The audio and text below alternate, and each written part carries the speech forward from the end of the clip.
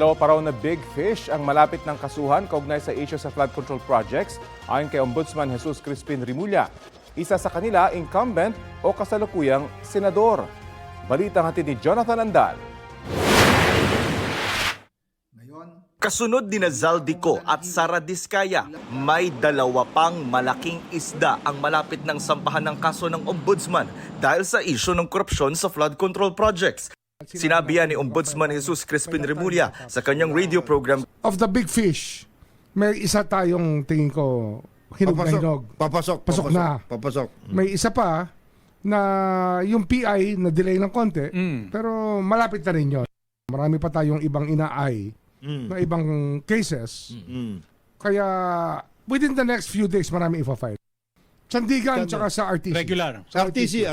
Kasi Kaya nung Diskaya, Walang binigay na pangalan si Rimulya pero sinabi niyang sumulat siya kay Senate President Tito Soto para pigilang makalabas ng bansa ang isang senador.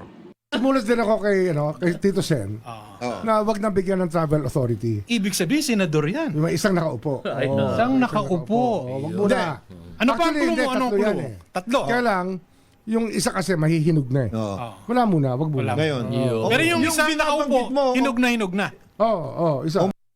Pero sabi ni Senate President Soto, hindi niya pa natatanggap ang sulat ni Rimulya. Hindi anya required kumuha ng travel authority ang isang senador kung personal ang biyahe. Sabi ni Soto, sa polisiya ng Senado, official travel lang daw ang kailangan ng approval ng Senate President.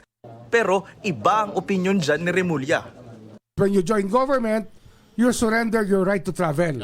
And even your personal travel, you need a travel authority. Si dating Senador Bong Revilla na iniimbestigahan din ng ICI, sinabi naman sa isang pahayag na ginagamit daw ang kanyang pangalan para malihis sa katotohanan. Hindi raw siya umurong noon at hindi uurong ngayon. Aniya, nasa panig niya ang katotohanan. Sinabi rin ni Rimulya na under investigation si dating Undersecretary Terence Calatrava. Wala siyang binigay na detalye kaugnay nito.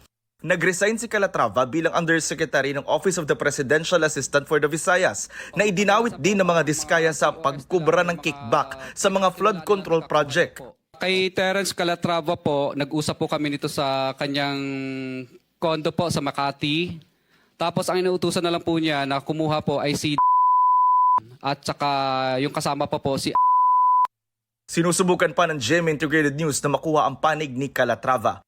Jonathan Andal, nagbabalita para sa GMA Integrated News.